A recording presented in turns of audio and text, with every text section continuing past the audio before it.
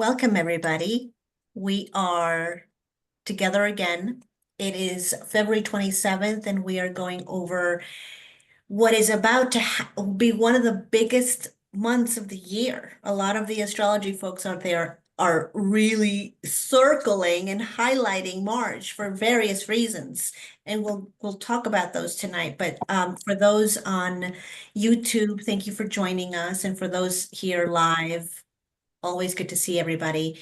For those on YouTube that are listening, the link to join us will now be on Facebook. So if you follow me on Facebook or Astrology Unplugged, please continue to do so, because that's where you'll be able to get the link to join us starting in March. It will no longer be through starself.com. March And or April? March. I'll do it in March. What if we want to refer a friend? The link can be copied and pasted. What? Yeah. What do you mean, Erica? Like I have a friend. We're losing you, but I'm sure you'll come back in a moment. If you can hear me, blink twice. No. You can you can send the link. Who might be to interested anyone. in joining the group?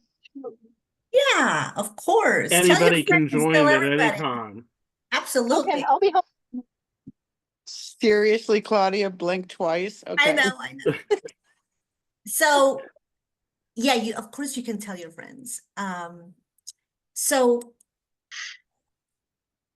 that will be a new change for us, and it's really important that, because I'm afraid we're going to lose people in that interim, and I really want you to just, give me your email, follow me on Facebook, or follow me on Astrology Unplugged, or I'll give you my number, not right this moment, but I don't want to lose during this transitional time, right?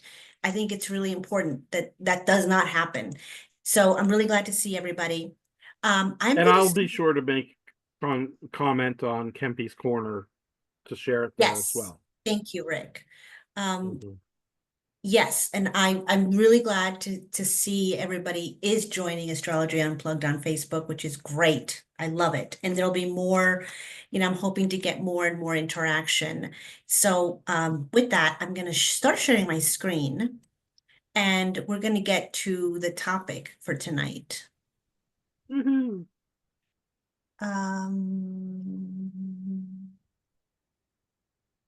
Sorry, guys. Okay.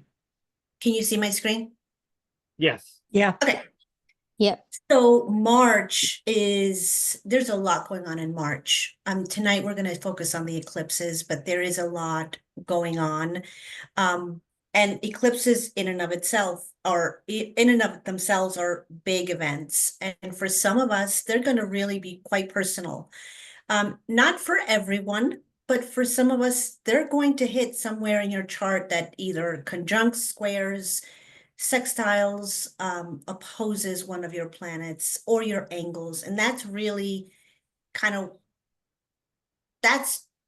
to me, that's why I want to learn more about eclipses and what they do in our lives, because you can see them in action, and you can see astrology in real life, and you begin to really, really integrate everything. You watch it with your friends, with your children, with yourself, and you go, wow, that's amazing. Because this group can actually help that a lot, because if we are seeing what's going on in our lives and we can relate it, that really helps us all to see how it's happening. Definitely. So as you can see, we've got 2 in March. So every year we have 4. Usually we have 2 in the spring, 2 in the fall. Last year or the year before, we had 6, which was unusual, but usually it's 2 and 2. So just a reminder, and I want to ground us in this because it's really important to know what is an eclipse. So, an eclipse is basically when the sun or the moon is temporarily obscured. Sometimes it's partially, sometimes it's completely. And when you think of solar eclipses, that's always going to be a new moon. So an eclipse will happen during a new moon or during a full moon. Every month we get that. We get a new moon and a full moon every month. But during the eclipse, it becomes way more impactful because it's closer to the nodes. So the new moon is a solar eclipse, and then when it's a full moon, it'll be a lunar eclipse. And that's when the sun and the moon casting a shadow, it's casting a shadow on the moon.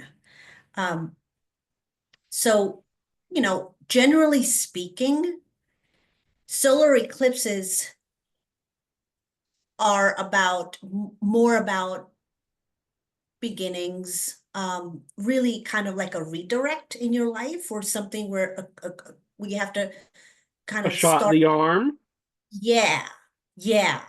Um, or kick you in the might, pants. yeah. Yeah. I find that solar eclipses oftentimes, but I say this with a caveat. Solar eclipses can sometimes be related to external events. But I say that with a caveat because I think that can happen with full moon eclipses as well. But lunar eclipses can signify more of like a revelatory, emotional breakthroughs, endings, where you can see something shifting internally. That's a generalization, it depends on your own chart, right? So like there's nothing in astrology that's going to be just it, well, if that's one thing, then that's it. That means this. That's everything is so connected, and it's not just so, black and white, just like life, just like the universe is not, it doesn't work that way. So as you heard me say, they're connected to the nodes of the moon. So when you see an eclipse come up, it's the fact that the moon, the nodes are within orb of the sun or the moon during the eclipse, and that's what makes it an eclipse. Um, the ones we're having are, let me go back. So the one in March, it's a Virgo eclipse, and that's a south node eclipse. And then the For the one, lunar. yep, the lunar. And then the solar eclipse is going to be a north node eclipse. Now, the north node is currently in Pisces, but it's closer to the Aries point, so it's considered the north node eclipse. As we move, and you'll see in a couple of slides, you'll see the pattern. So you've probably heard of something called the Sarah cycle. So it's a period of 18 years. And that's when the moon and the sun return to approximately the same position. So in other words, oh, I missed a word here. In other words, if an eclipse occurs at a certain time, a certain placement, it'll occur 18 years later around that same placement, like, 24 Virgo, let's say. So it's a long series that happens over a period of 1,200 years. So there's, like you hear me say a lot, it's like there's a story unfolding. There's a story. It's not just one thing. The universe, I started to think about this very week, how kind it is to us, how kind it is to let us develop at our own pace. Can you imagine if we had to learn something or do something and that's your one shot and you're done. You miss that boat. That's not how it works. I mean, I just think it's just, especially when we have planets that go into retrograde. I began to think about that this week, how the retrogrades really help us to actually move forward, because it's preparing us, or it's asking us to look inside, or to prepare on a practical level, or whatever it is, or to work on a relationship, or to work on your health, or whatever it may be. Because And I will ask Rick to step in because you always Sure. have a choice to think Right. about how you're going to look at your chart and your life. And that's where Rick is going to come in and give me the thing that I love that he says. So progressively, what we're looking at as we see these changes and how astrologically it might feel like a series of 1-2 punches. The reality is there is a development, there is a divine larger cycle, and it's all for our betterment and our growth. So the one thing I have been saying is there is no bad chart, there is no good chart. There is the way we approach it. The stars do not compel us, they impel us. So they can lean you into a space that you can choose to learn, and your life is better.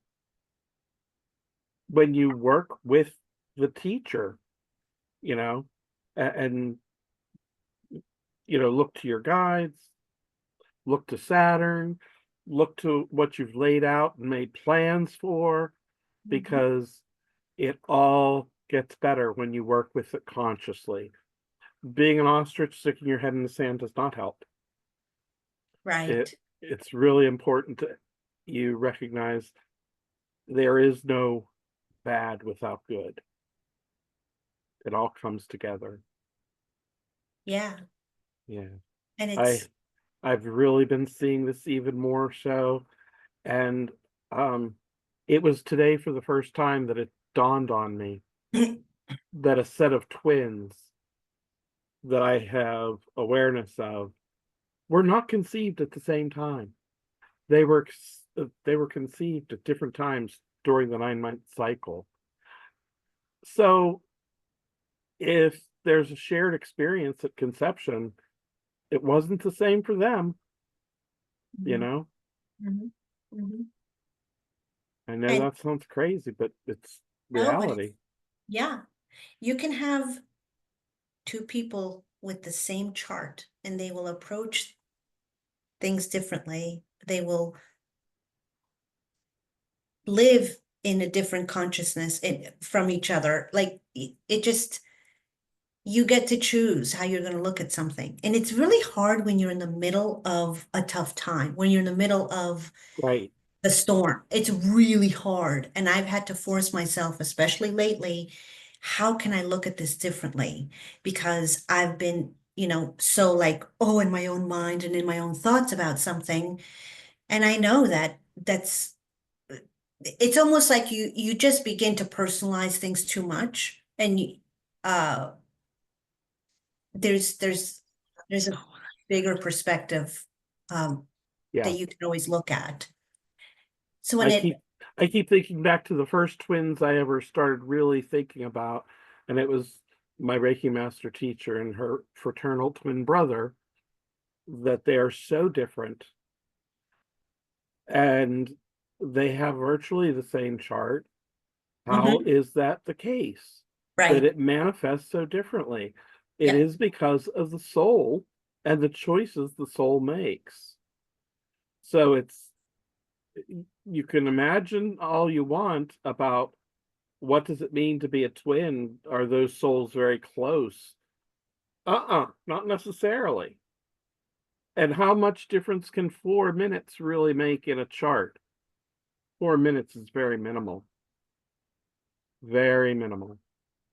I know that there was another set of twins that came to mind that were born in Ohio. I think maybe last year. One was born on the 31st of December, and the other was born on the 1st of January. So numerologically, they have a whole lot Yeah, of yeah, yeah. differences, Yeah. you know? Yeah. It's amazing. Mm-hmm. So I was thinking about this cycle today and I was talking to Rick about this right before we got on. This is again how you learn these cycles and these patterns in your life. So when you think about something big that happened in your life, You can either do it two ways. You can do, okay, I don't know, let's just say I moved across the country in 2007. Was there an eclipse around that time? Or you can look at the eclipses and see a list of eclipses and see what degrees are close to any of those degree points. So one thing that was really right around the time that I started to take astrology a little more seriously, I didn't really put it together until about a year later. It was the summer of 2009, and there was an eclipse exactly opposing my sun. Now, at the time, I didn't realize this, but it was exactly opposing my sun. And a month and a half later, I knew I was going to be separated and I wasn't going to be married anymore. And it was that big a deal. But if I were to look at the time, I looked at, oh, 13 Aquarius. It didn't mean much to me because I just didn't understand it yet. But that is, all the oppositions are are first, seventh house axis. So we have to try, especially when it comes to eclipses, there's always an axis. And I talk about this a lot because that's just how you look at them, not just What eclipses. year was that eclipse? 2009. Okay. And so then I thought to myself, okay, so in 2027, I'm going to have another repeat. And it doesn't have to be a repeat. I'm not married, so it's going to be different. The planet's going to be different. I'm going to be, but something, uh, fourth, it's either, relationship, or because my son falls in the third house, third and ninth, axis. But you see the cycles. And so look at your life, look at what happened that was significant in your life and when did it happen, and then look at a table of eclipses and go, oh, that's conjuncting my Mercury, or that is, my mom passed away, that kind of thing. That's how you learn, because a lot of this stuff is, came to us as originally like predictive, so it's all Right. cyclical. So um okay, the first one is on March 14th. It's actually March 13th or 14th, depending on where you are in the world. And here's a list of all the ones that have happened along the same axis, starting now and then through 2027. So that's what I'm saying. Look at, do you have anything near 15 mutable? Do you have anything near 23 mutable? Do you have anything at 4 mutable, or in Pisces or Virgo? Or do you have anything in water? So that is going to help you a lot. I mean, just that in itself is going to give you a big sense of what could possibly be a theme that is recurring in your life. So in this case, the people, from like, say like 19 to like 27 degrees of the mutable signs, Gemini, Virgo, Sagittarius, Pisces, they're going to be affected with a square. So it's more of a friction, Friction. yeah, angle. But full moons they're going to help us magnify something that's already been in our consciousness that maybe we just really weren't paying attention to, or we need to pay attention to more. So it's really they're always here to help us, but to find the balance internally within ourselves. Um, people talk about full moon rituals and all that because there's something really amazing about the earth, about the moon, the tides, and us being so connected to Mother Nature, right? Now, let me move along to the next one, and then we're Like, gonna look at the cycles chart. are I wonder, definitely everywhere. what's that? Cycles are everywhere. We were talking about the weather earlier, and that is another cycle, Yeah, you know? yeah, exactly. So I wonder if we should pause here and just pause with this one because I want to take a look at the chart for the first, The lunar eclipse. yeah. So let me share, let me put this, let me share the screen for the, okay. Chart.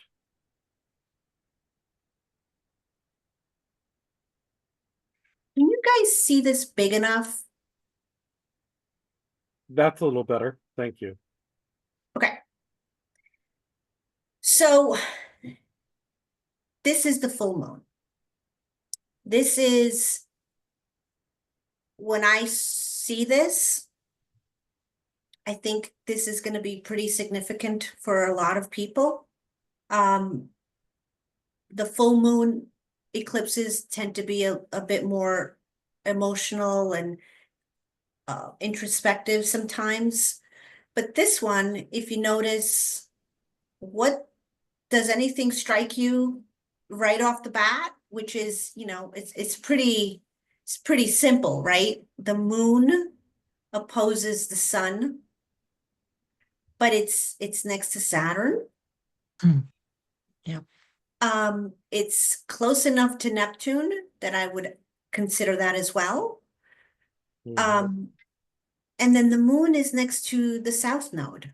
So to me, that tells me remember, we are actually transitioning right now. We're transitioning from the last round of eclipses to the new one. It's like we're crossing a bridge right now, and we're not fully into the new Pisces Virgo eclipses yet. We're leaving Aries and Libra behind, but we're not quite there yet. And there's a big shifting going on. And this one is, to me, this is like, what do we need to let go of?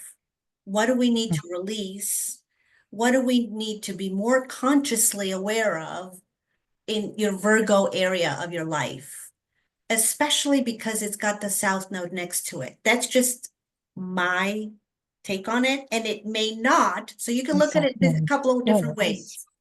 You can look at it like, oh, this is going to be big because Saturn is basically in the mix here. So that can be very emotionally difficult, Restrictive.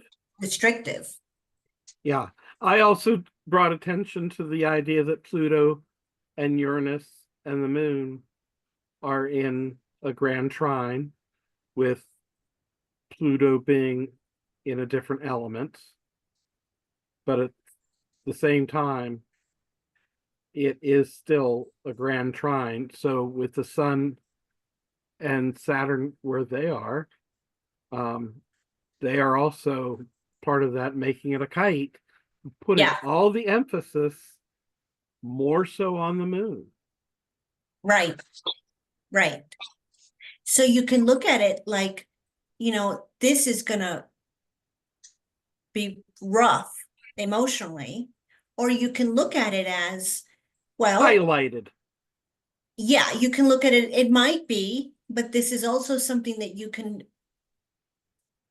enter through it with a sense of it's going to give you the help you need, responsibility to do what you need to do in that area of your life, the Virgo area of your life. And because of the trines that Rick just talked about, that gives you more oomph. So where is your Virgo house, right, in your chart? And do you have anything near 23 degrees, almost 24 degrees of Virgo, Pisces, Gemini, Sagittarius? And you'll see what you could possibly be dealing with. Because I think with this one, you probably already feel it. I mean, if you're not feeling it already, you're gonna start to feel it in the next few weeks. So the first thing you're gonna do is just go look for that Virgo house. And you're gonna, Also, yeah, things on the Gemini Sagittarius axis of the 23, 24 degree mark is going to also get triggered because they're cross purposes with this big square. right, right, right. I didn't think about that until this afternoon, and I realized, oh my gosh, my So son. I was gonna, Go ahead, so, go ahead, Maria. Claudia, so with these eclipse, and the reason why I'm going to ask this question is I was born 1 minute into a solar eclipse.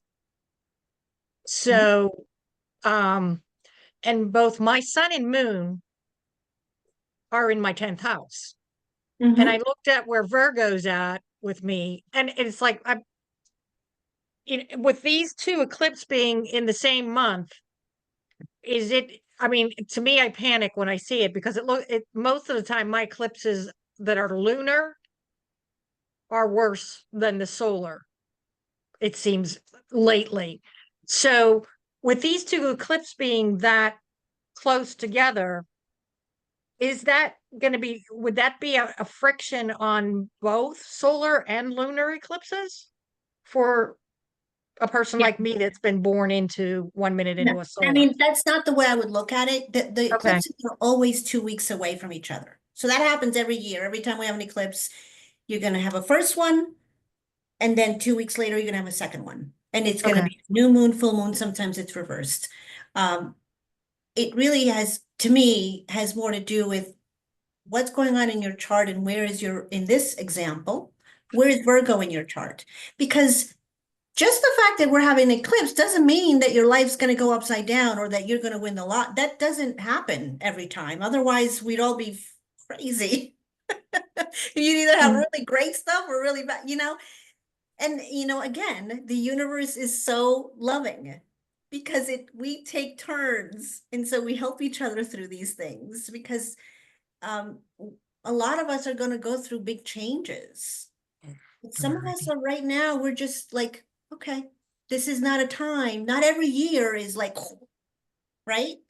Um, and thank One God. of the things we had mentioned earlier before the show is that what was it, last year was 6 eclipses? Yeah. That was a big year. So Mhm. there's a lot of things that we're building up to right now.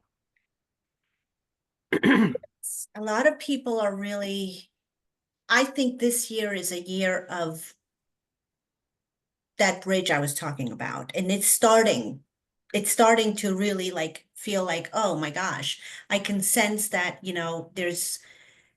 there's something about to change. And eclipses 2028. tend to have these negative connotations. I'm not sure why that is. Maybe I don't know why. I will say this, our last lunar eclipse was at 25 degrees of Pisces. So that may have um, something that could be shifting Yeah, that now with this lunar eclipse. yeah. You see how they take turns, like, Yeah. okay, so what's going on here to balance this out that you need to look at or that you need to let go of? To me, Virgo and Pisces is very mental health, subconscious, physical health, practical life. It's it's the unseen and the seen. Very, very much so. Uh, That's a good something description. I think uh this uh this axis to me gets simplified quite a bit, but there's a lot to it because we're living in the physical world where we have to go to work and we have to go feed ourselves and we have to Be get up in the practical. morning. Yes, That's a um, Virgo word. totally.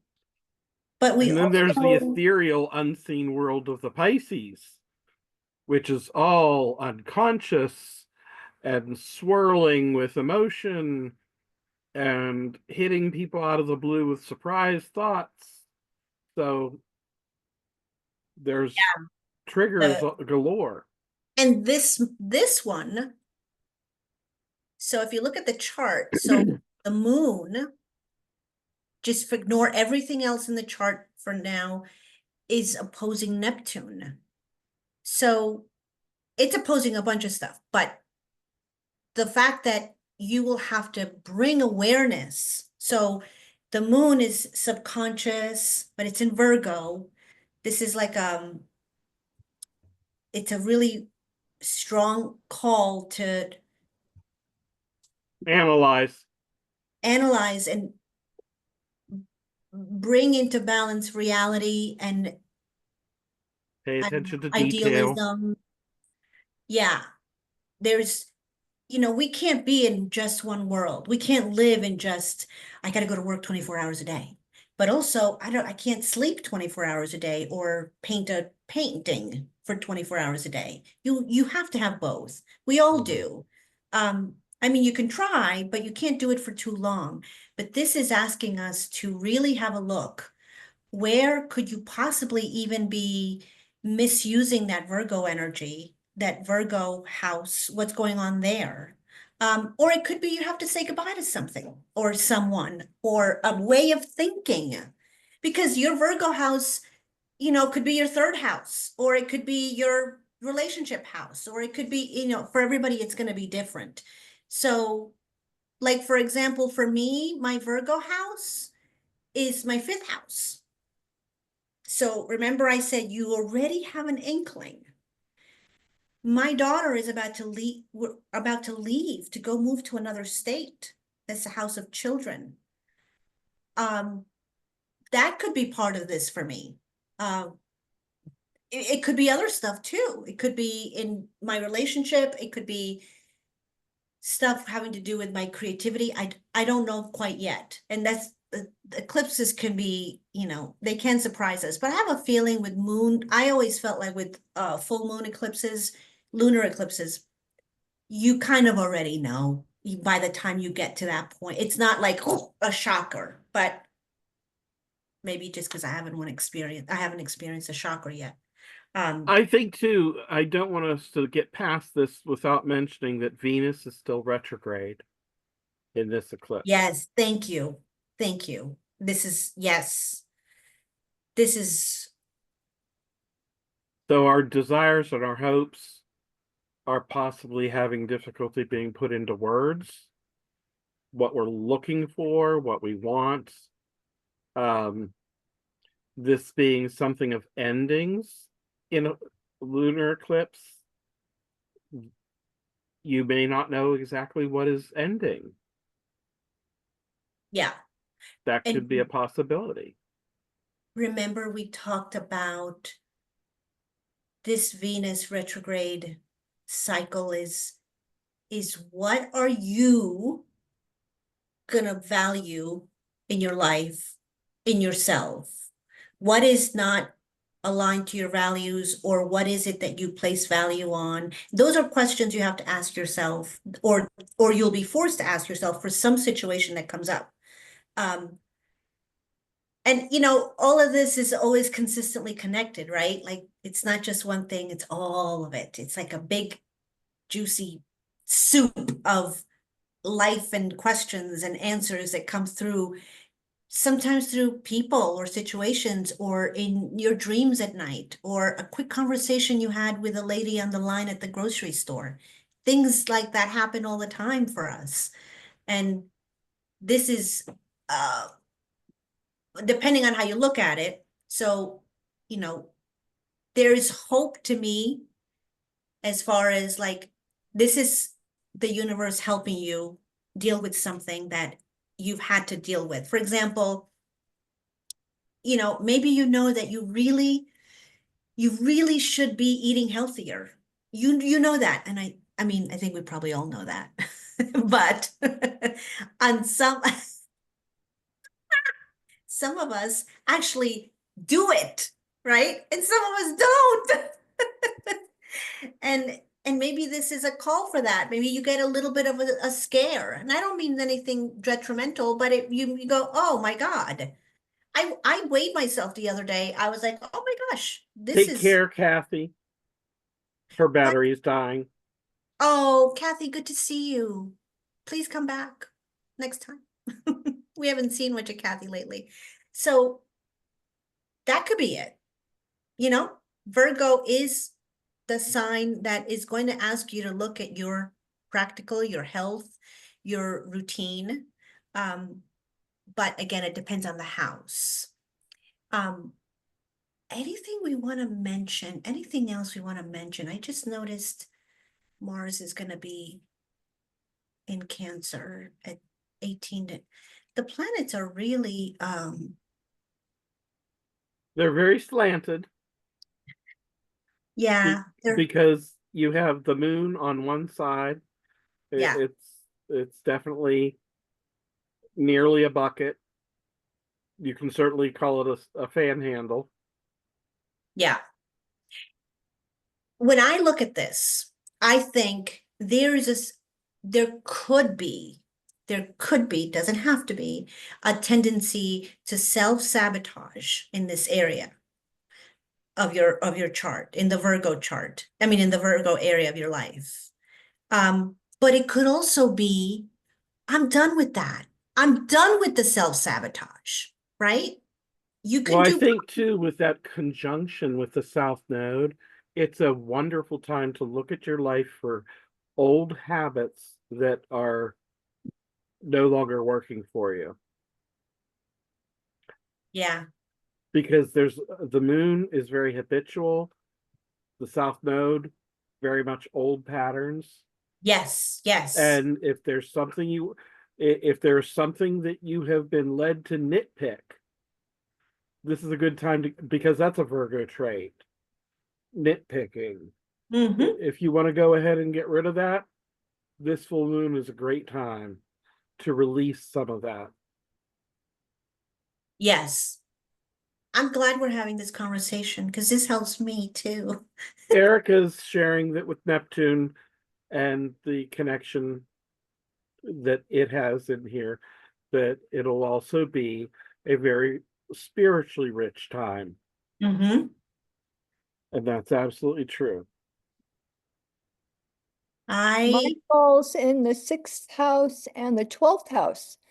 So oh, look at that. that's already like tripling that Yes. Neptune Pisces for me. So I'm really going to be wondering what's going on, how my beliefs are changing and Mm-hmm. my Or way maybe of looking settling at into your service. Zen. I'm sorry, Maybe settling into your Zen, settling into my Zen. your peace. Ah, well, or maybe settling into my activism Well, that can be a to spiritual practice as to well. make peace. That's what helps me. I can't just sit in my Zen. I have to be out there moving around with all the Aries and Leo I have. I've got to be, Right. we're going to be doing another demonstration at yet another Tesla dealer on Saturday. We did one last Sunday and we did one a couple of weeks ago. And I went out and got all kinds of sign making material and stencils, and we're going to be on the rampage, on the spiritual rampage Mm-hmm. against oligarchy and people trying to take our liberty away. Yeah. Well, go get America. Well, I'm hooking up with a whole group of indivisible people in my county. They're all over the country. That's great. Yeah, so I mean, About needing you it. can only stay freaked out for so long, wondering what the hell am I going to do? And then you find other people that are Mhm. doing things. And in a way, I'm helping people by having them look at the astrology of it and say, hey, this was meant to be. You know, Trump, of course, he thinks he's king. Look at where his eclipse fell and look at all his charts. Well, duh, he thinks he's king. He thinks he's anointed by God. Just look at his chart. Yeah. But we know he's not, but he doesn't. So, what a transition we're in. My God. I thought I could retire at this time and just relax. And now it's time to agitate again, like when I was in my teens and 20s. Well, Well, it's not just an 18-year cycle, of course, but it's a 36-year cycle. And what was going on 36 years ago for you? hmm Yeah, I was trying to become a mom and then ended up becoming a mom through adoption. And then 17 years after that, I lost my daughter to suicide. And then I was an activist for advocacy around suicide and the Golden Gate Bridge, of course. hmm And then we finally accomplished that after several years. And now we have a new cause and we have experience connecting with various agencies and people, to try to make good communications and good groups Right. and things to, you know, but I mean, it's just, I don't know if it's true or not. I haven't called it, but I heard that the suicide hotline has been shut down. Oh my Just for God. an example, just one little thing. I'm not sure if that was, just someone was worried about it or just one of them, but just, they're talking about stopping Meals on Wheels, all this different stuff. So I can't just sit there and go la la la. I think I want to take a cruise around the world. First of all, I'm embarrassed to be an American. I No. go to a foreign country, I'll be making apologies constantly like I did last time when he was president and we were in Europe. We talked to everyone around that. I know. And now it's time again, Every generation has to fight for their liberty, it looks like. We don't get to coast. It seems surreal, really. Like Hey, it's, Dr. John is there. hey, John, Hey, John. good to see you. Hey everybody. Hey Claudia and Rick and Erica and everybody. Eric, I just wanted to chime in real fast, Erica. I don't know, there's something about you that's speaking to my soul right now. I think I'm just as I Well, was Tauruses. well, there you go. It takes a Um Taurus a while to get up and get moving, but when we do, show that red flag, man, and we're going to put our heads down and charge. yeah, Rick D is definitely here right now. I can feel it. He's speaking through you. But yeah, I was feeling the same thing. Like I've been tired the past few days. I mean, I've been bringing the candle at both ends, but I've been tired too. Just like really, do we have to do this again? Yeah. And just like what you're saying, and like, but I also feel like, I mean, I'm hearing your enthusiasm going to the Tesla dealership and protesting and involvement with Indivisible and all. It's like, when I think there's no guarantees. I think we all know that. And I think, I know Claudia and Rick have both been speaking into that too, these eclipses and hmm all. I think this just is the time where, we think, a friend of mine says, like, you think you want an easy life, and I think we fool ourselves sometimes into believing that, but rather than seeking an easy life, we should seek a life that produces growth and Sure. opportunity. And it's sometimes going without. Like if it were easy, what would be the point of us being here? A Easy meaningful charts life. are not ones that produce great change in the world. Yeah, if you have a bunch of trines, a grand trine in your chart, I mean, no squares, no oppositions, and it's like, well, okay, you can just kind of cruise through. Or maybe that's a problem. Maybe that's why we have somebody like Trump who has so much Jupiter, he thinks like, you know, he can literally get away with everything. And Right. we're on the other side of all that Jupiter because he seems to be just running like a madman over everything and everyone, and Elon Musk too. So anyway, that's just Yeah. but back to your point, Erica. Yeah, I feel you, but I also am inspired by you. I'm Yeah. going And to listen to my Swami tomorrow because he yeah, inspires me. He's going to be talking about, you know, the cycle astrologically from the standpoint of Jyotish, and I was Mhm. shocked after so many years of following him for just learning about meditation and all of that to find out he's an astrologer. He started talking about astrology. So my of hearing course. really went up on that, and I will report back to you Please do. what he says. Please do. I'm serious. Yeah. I'm very interested in Vedic astrology. They're up there in Tibet Yeah. on the mountains, I swear to God, you know, following all this stuff and praying for Yeah. everyone, and It's they show how you know, they can really affect matter through sounds and through prayer and all this stuff. Yeah, amazing. the I'll What a never Tibetan sit monks. still long enough to do that, but I'm fascinated with it. But if you learn a mantra, just the sound will make it happen, according to him. And then you can say it silently in your mind and have that going. Wow. Yeah. We may need to do an episode on some of that stuff. Do a Yeah. what? We may need to do an episode on some of what you're talking about. Ah, For meditation. I've definitely wanted to add that to our list. Oh, did I just lose you? No, okay. Because there's a lot of different topics that I think we can, people who study astrology usually have other interests as well. It oh doesn't mean that yeah. every Well, single thing is astrology sharpens your focus to see the entire world. yeah. Yeah. Absolutely.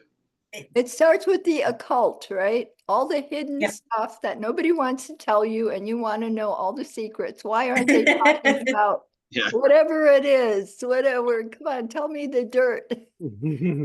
Whether it's about power or sex or money or mysterious, you know, magical spells.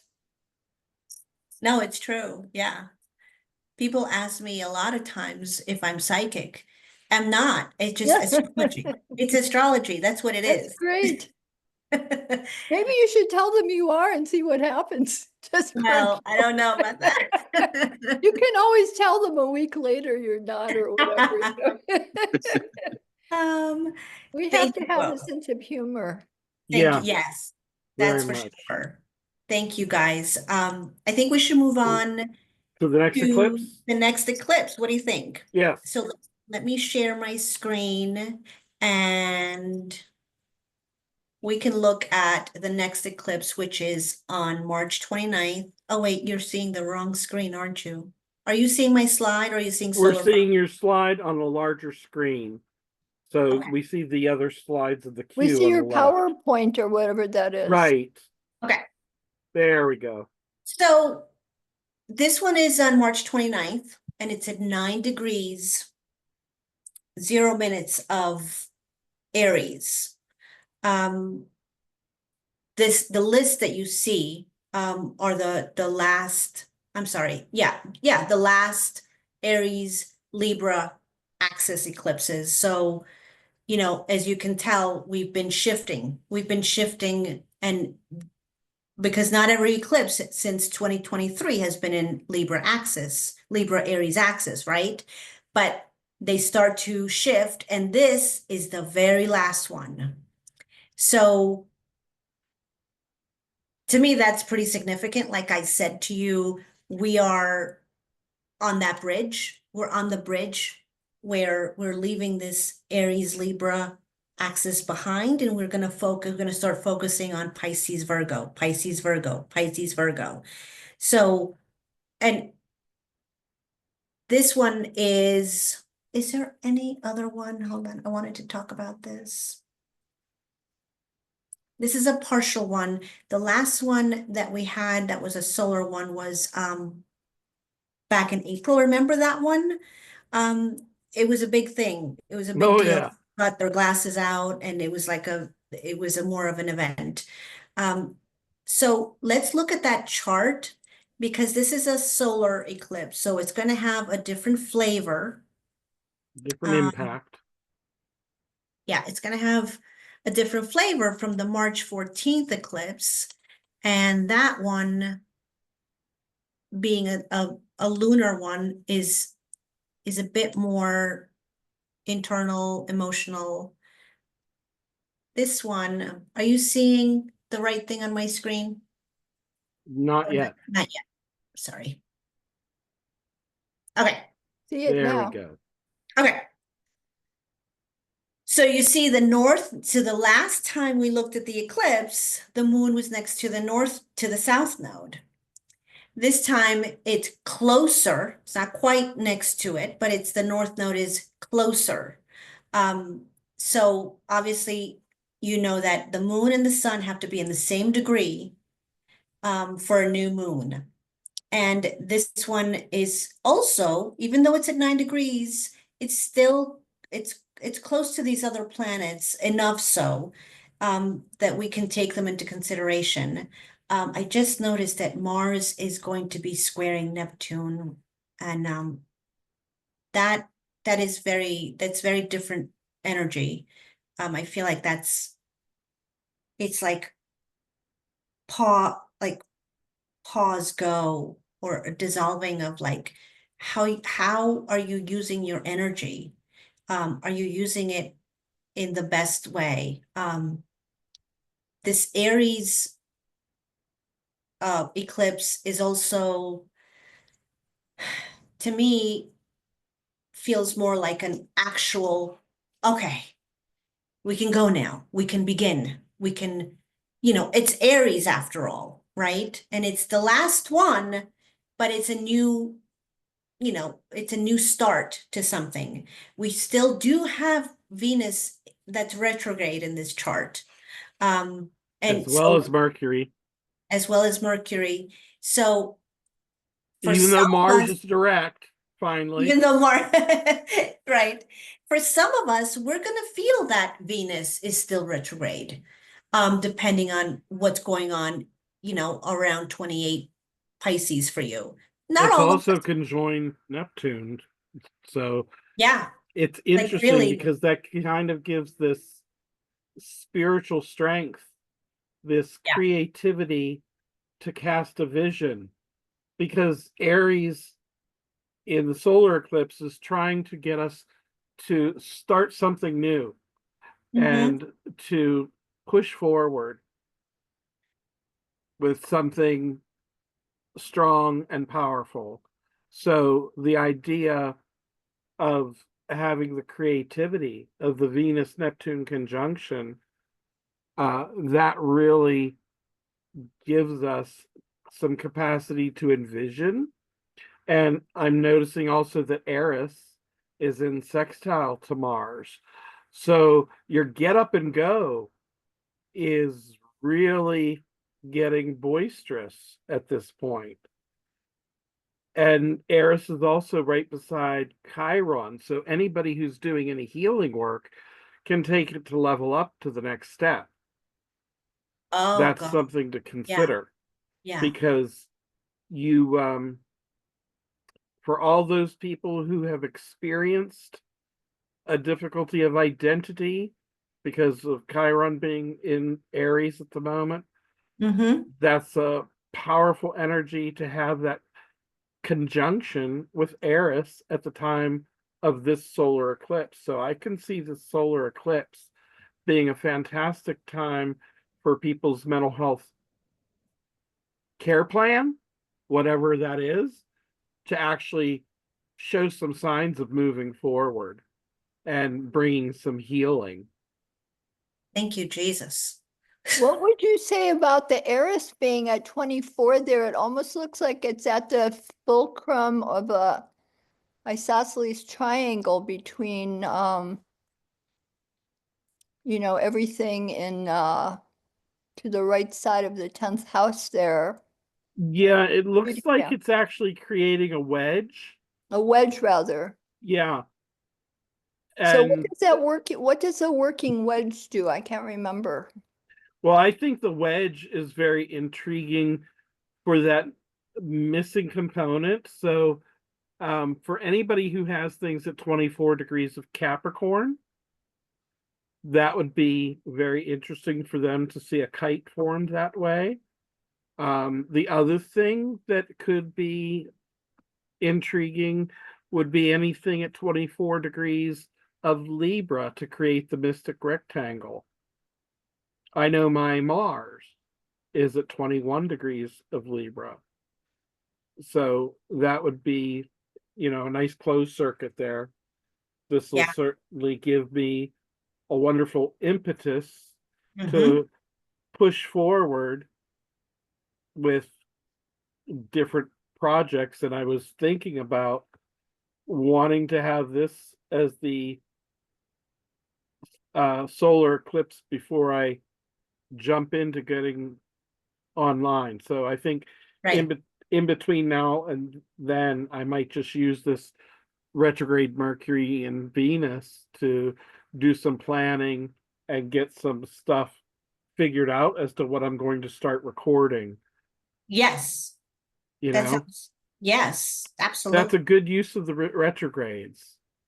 Totally. Planning Isn't and Aquarius recording and the air the air and communication over online there and communication. online?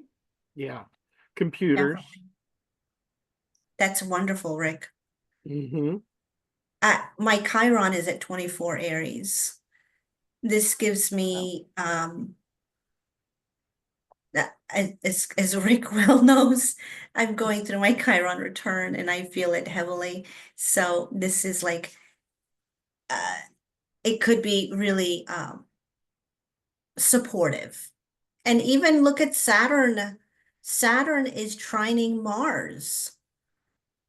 That's really, I see that as really like this can go, this has legs, this can go, whatever it is that you, That dog will hunt. yeah, yeah, for a while. Hmm. So I mean, I see this as very encouraging. Of course, that's just me with my chart. Yours is going to be different, but as an eclipse in and of itself, Sure. just the chart, I do think that there's some supportive energy, which is great because I think the 1-2 weeks prior, we're going to need it to kind of like start coming out of those realizations that sometimes happen around full moons, those like big feelings and thoughts and like conversations and things that happen, you know, we come out and I know we do still have Venus and Mercury retrograde, but still it is like, okay, I can kind of start regrouping. And then Rick is going to tell us what happens the very next day after this. Dun dun dun. Ta-da! Neptune will be going into Aries. So, wow. Spirituality will be coloring our perceptions of our identity. This will be a wonderful time for taking all that mental energy into a space where we're going to be completely capable of envisioning higher things for ourselves. Yes. So it's a wonderful time to truly try to align with your higher self Yeah. and your best life. Your best life. I love that. Yeah. Let's all write that stuff. Especially having Venus there, because that's a wonderful way to visualize and do some dream work or vision casting, if you will, especially with the energy of Mars being in trine from Cancer. It's still giving some form and structure there. Yeah. So Oh, yeah. let's go ahead and do some serious planning. How will we envision a better future that affects our identity and our capacity to meet life's challenges? And do it, I mean, talk about spirited. Neptune and Aries. I love Neptune in a fire sign. I mean, I don't have much experience with it. I do have it in fire sign, sorry. But I mean, to go from water to fire is Right. very different. You know, Mm-hmm. Neptune is very Neptune in Pisces, right? Which is beautiful. It's just absolutely, well, it can be a lot, whatever it is. It can be flooding or it can be beautiful, you know, dream work or imagination and miracles and compassion and lovely things like that. But the other side of that could be, you know, you're really just not seeing clearly at all. But then if you put it Oh, in yeah, it can be openly delusional. completely, like really completely. Just because a planet is in its own sign, depending on how you manage it and how you deal with it, it can show it can express itself in the lower expression, which would be delusion, confusion. So you take that, right? This watery Neptune and you bring it into Aries. Oh my gosh, we're gonna feel that. We're gonna feel that. Jane, you're gonna feel that. Because she's an Aries. But even I wondered, Claudia, because my birthday's the 27th. Oh, oh my. And it's interesting because I feel like I'm in a bit of sludge at the moment, which is fine. Let there be Very sludge. significant. You're gonna have Venus stationed direct on your solar return. So it's that a direct planet is very strong, right? So Cool. that's really big. And Neptune going into your sun sign. Oh, that's fabulous. Yay. So yeah, I meant to we're gonna talk about this next time. We're gonna talk about this in This is huge. Claudia and Rick and everybody. I mean, this is also Neptune crossing the Aries point, so this is like right. brand new cycle of the zodiac. I mean, anytime we have anytime like down to the moon and Mercury, of course, like even though they move super fast, but like, I mean, to have a major planet like Neptune that takes 165 years to go around. yeah. I mean, Right. last time Neptune was in Aries was during the Civil War. So yeah, it's a big deal. And like, Big deal. like I hear, everything you're saying. I think Yeah. what I am feeling or picking up on is, we are going from this kind of collective dream or delusion, as I think it's many of us are experiencing in the world around us, to, as you both said, I think more of the individual. This is going to be like individual idealism. And, I think we may see that around some individual leaders that start to merge on the scene during this time, that there will be, this could literally be like the Definitely. inspiring guru or leader or something Yes. like that, Yes. though. But I think this could also be somebody that, is kind of like hyper idealized and, where there may not necessarily be any real substance to. But, I think we may see a little bit of both here in the coming With days. that Mercury connection, it may also stimulate and inspire young people. Yeah. Yes. Which they need badly. Badly. Very I like badly right now. Pluto Yeah. being in Aquarius too, for that, you know, that progressive, youthful, but strong spirit, you know, like really the babies that are being born right now, they'll have Pluto in Aquarius. That's a fighting spirit. That's like that's what Erica's doing. Like she's living it like right now. Yes. Yeah.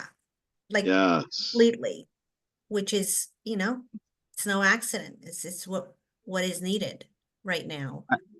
I've read several articles, and I think we could definitely talk about this though, but where, if you look at the generations that, I think we focus on Pluto a lot specifically, but Well, also the it's very aspect it's making with generational. other planets. Yeah. That this, I guess they're calling Pluto and Aquarius generation beta.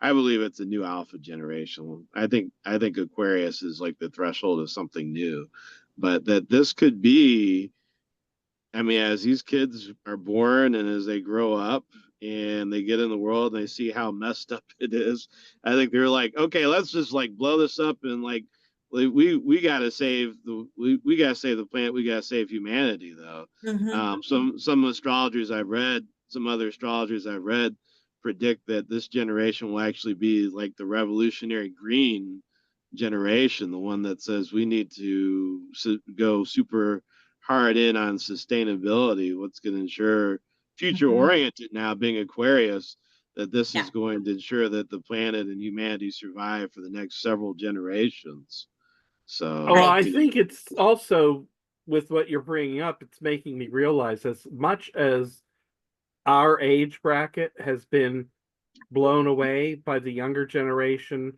that took to technology so quickly and easily, the Pluto Aquarius generation will be the first generation to have had parents that were tech aware of the computers and the phones at an early age. yes. Oh, Yeah.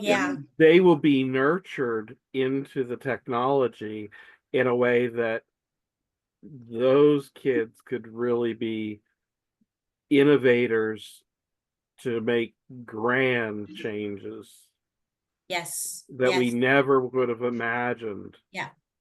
That's a beautiful thing to consider. Absolutely.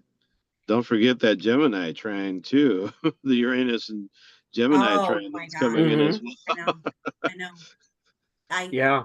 I keep Yeah. thinking about that, and it's like I can't even wrap my head around it because that's so powerful. It's so quick and powerful and something we just have not seen. We just have not seen. I have Um, Uranus They'll in be able to Gemini. keep up. well, Oh, but the And I trine with loved it. Pluto. Oh, Yeah, the trine with Pluto. I mean, two outer planets like that being in flow together. That's it's huge.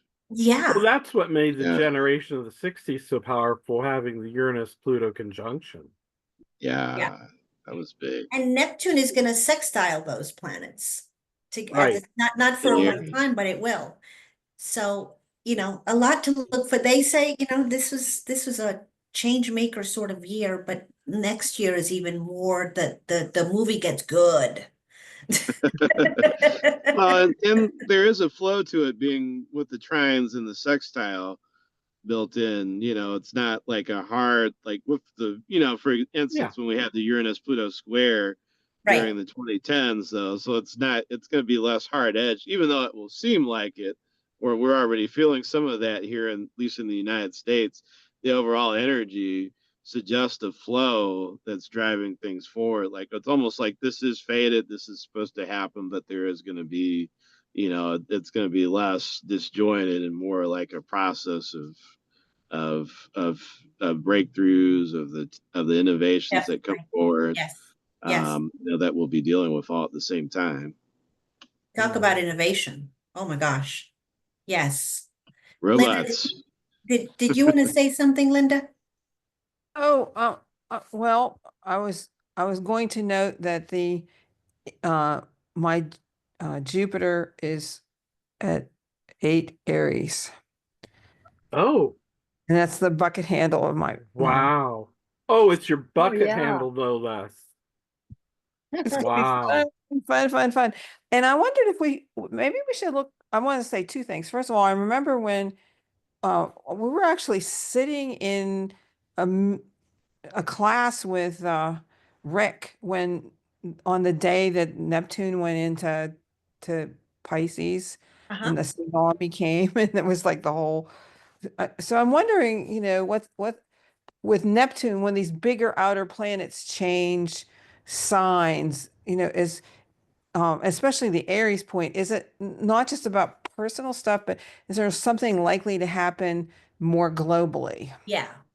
Yeah, no, I think you're right.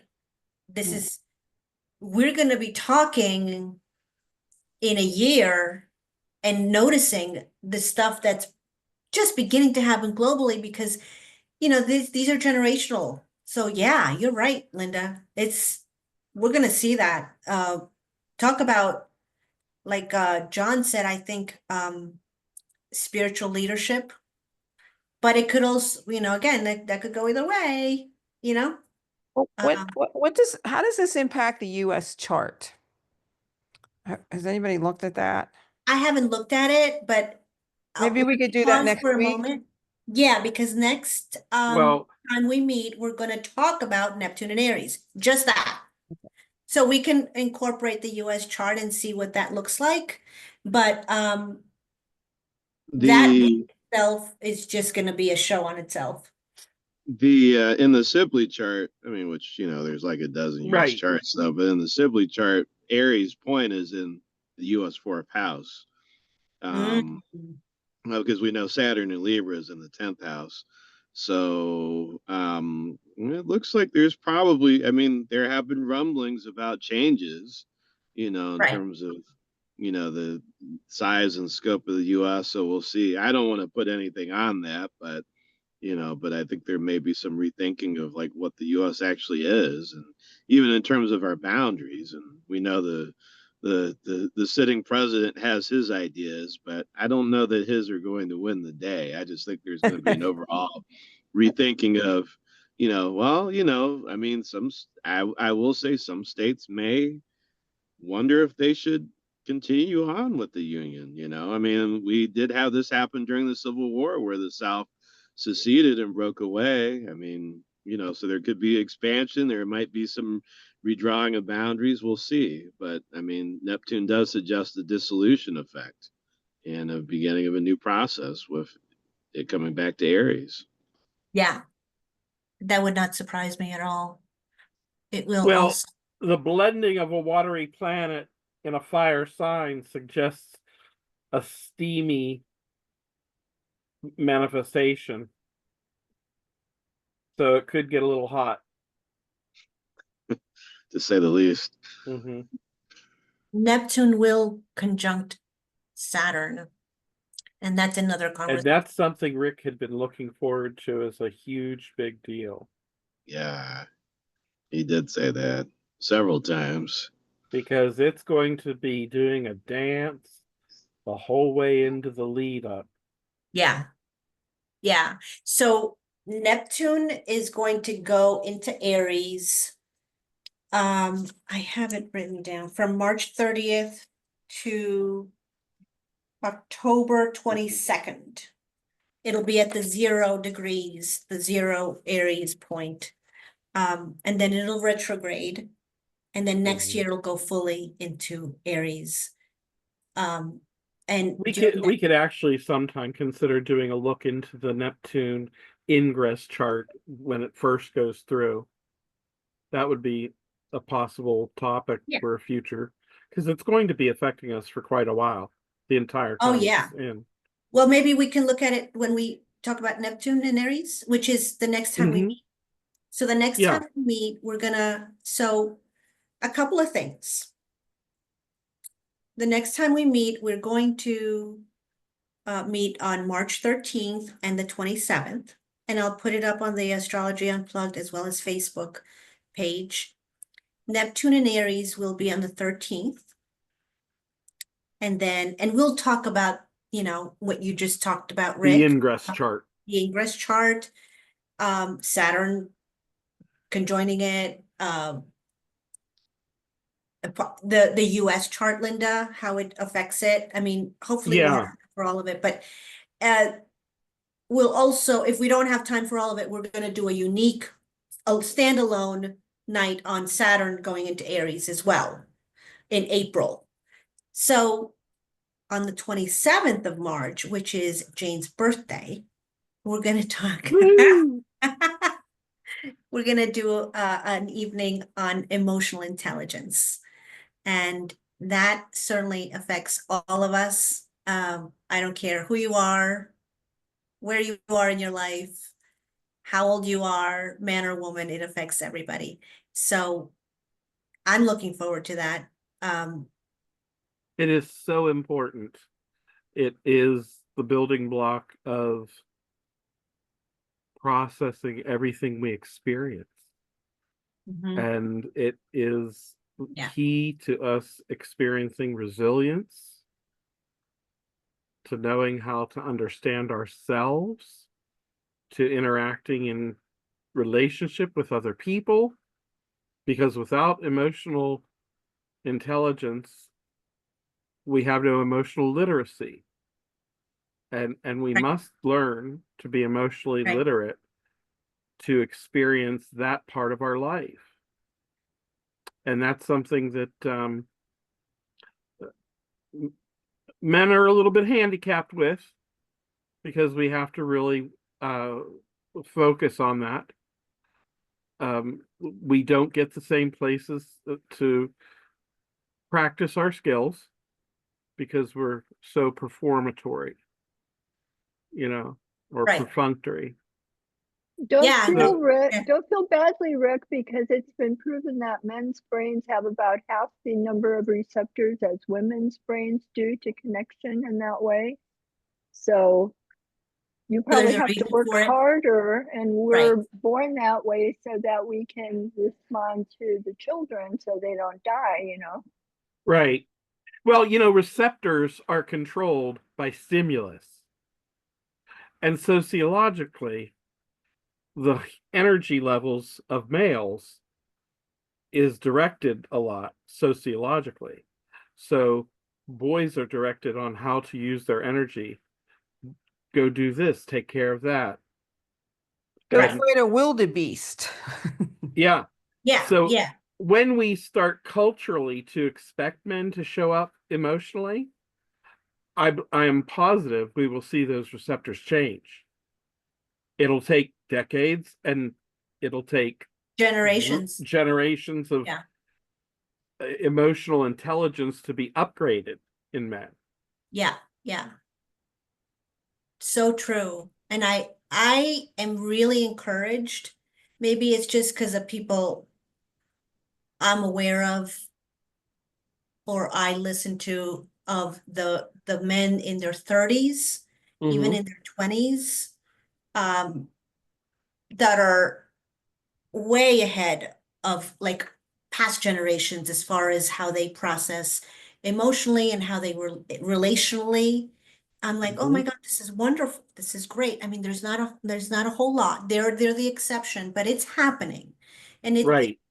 and those fathers, those uncles, those brothers, those sons, they have influence over their world, right? So Right.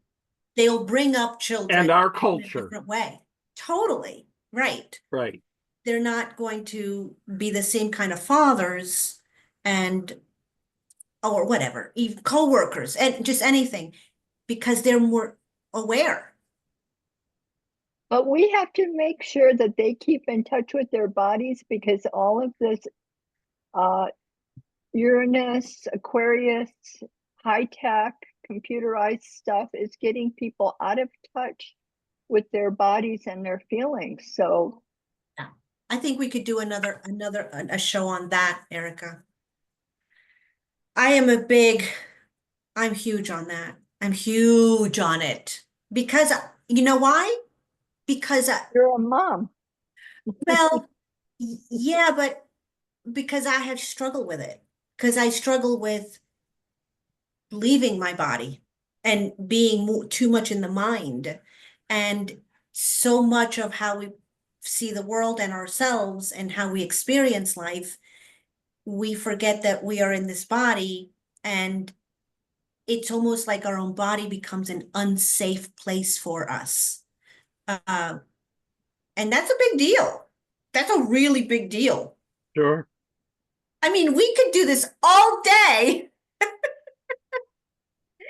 But yeah, that's what we're gonna talk about next time. And if there is, I love this, guys. If you do have Linda, thanks for bringing up the US idea because I think that's great. I think we do need to look at that.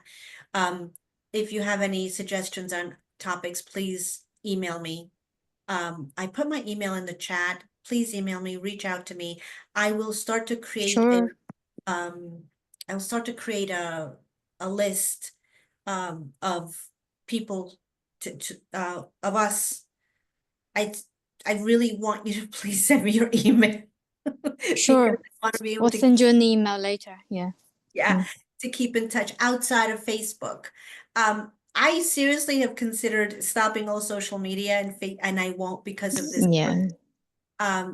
It is messing me up, and Well, that's we're waiting for the Facebook alternative to come along, Claudia. I think I think if something better like the blue sky version of Facebook comes along, yeah. see you later, Zuckerberg. I'm Oh gonna yeah, no, I hear you. No, yeah.